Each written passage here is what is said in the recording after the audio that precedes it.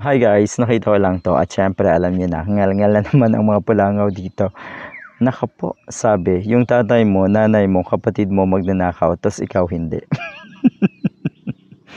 Alam niyo, meron din tayong nabasang ah, isang post na ano daw ba ang ninakaw ni BBM sa atin, personally. 'Di ba? Ganun kasi ang gustong sabihin na itong mga pulangaw, may ninakaw ba sa'yo? Talaga lang po.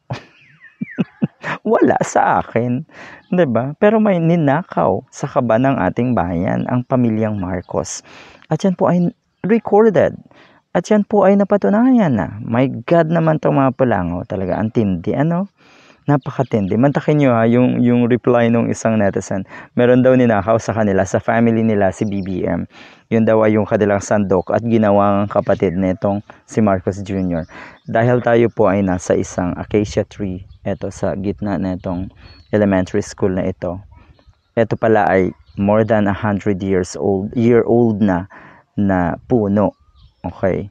So, may mga naglalaglagan na kung ano. Anyway, maganda dito paghapon. Kaya dito tayo pumuesto.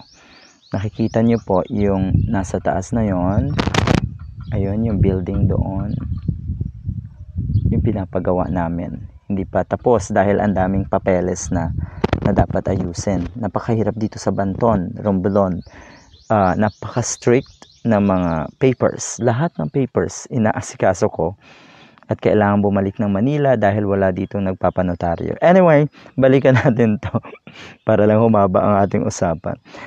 Ulitin ko, yung tatay mo, nanay mo, kapatid mo magnanakaw, tas ikaw hindi. Ano ka? Ampon? Kayo talagang mga netizens. Diba? Napaka galing, napaka-creative ng minds na itong mga nag-iisip ng tama at matuwid sa paggawa ng mga ganitong line, sa paggawa ng mga ganitong, sabihin na natin, satire ba ito? Hindi naman. Pero in a way, pwede rin. Dahil nga, isang katatawanan na merong gustong i-expose na katiwalian at immoralidad. Ganun kasi ang satire ng isang taong gobyerno o kaya ay celebrity or public figure.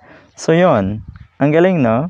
Kaya ulitin ko galingan nyo pa mga netizens na nasa panig ng katotohanan at siguradong iiyak at iiyak lalo itong mga pulangaw.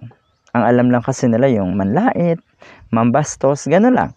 Wala silang mga linyahan na ganito na base sa mga factual evidence.